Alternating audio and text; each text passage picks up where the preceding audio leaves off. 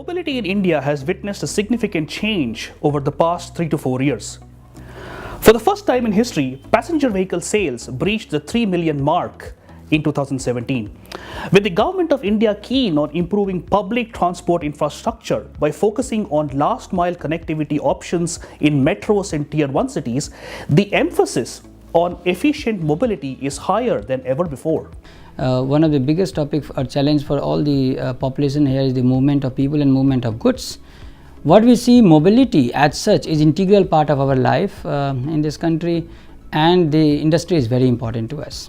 The automotive industry in India is constantly evolving for the better, and while the government of India has set very lofty targets for the industry, we're looking at next decade the automotive industry to become the third largest automotive industry in the world. We need to now go deeper and see how we can harness the market to our own advantage, not just selling products, but making products, doing the R&D, creating our own intellectual property.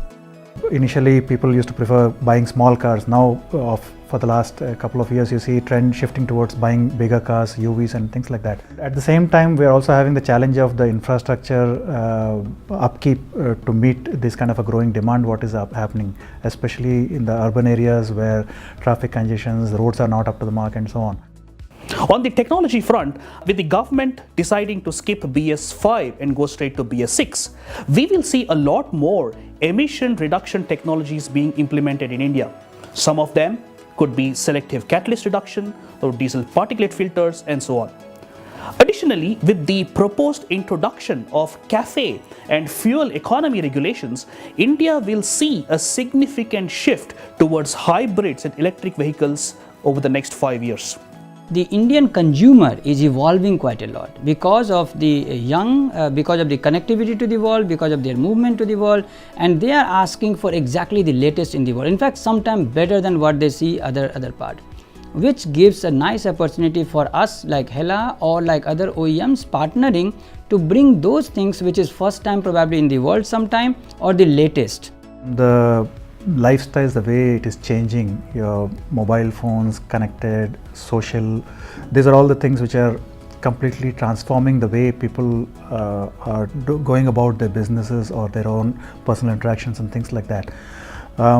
At the same time, what I see also is in terms of the urban and the infrastructure point of view, there's a lot more growth which is pitted. Today, there's a lot of congestion which is there, but there are a lot of plans about there.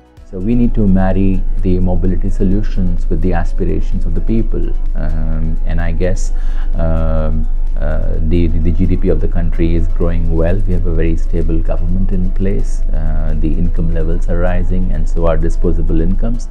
Another key element in India's mobility landscape is the emergence of pre-owned vehicles or used vehicles, which is expected to exceed 7 million units by 2021. Over 90% of these pre-owned vehicle sales were under the 10 lakh mark in India in 2016.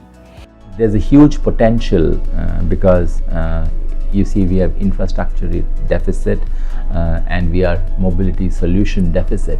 So the government is very much focused on building in infrastructure, and that happened and the mobility solutions come on board. So effectively going forward in India, the customer perceptions are changing significantly, and the way people buy and own vehicles is going to change with the advent of new business models in mobility.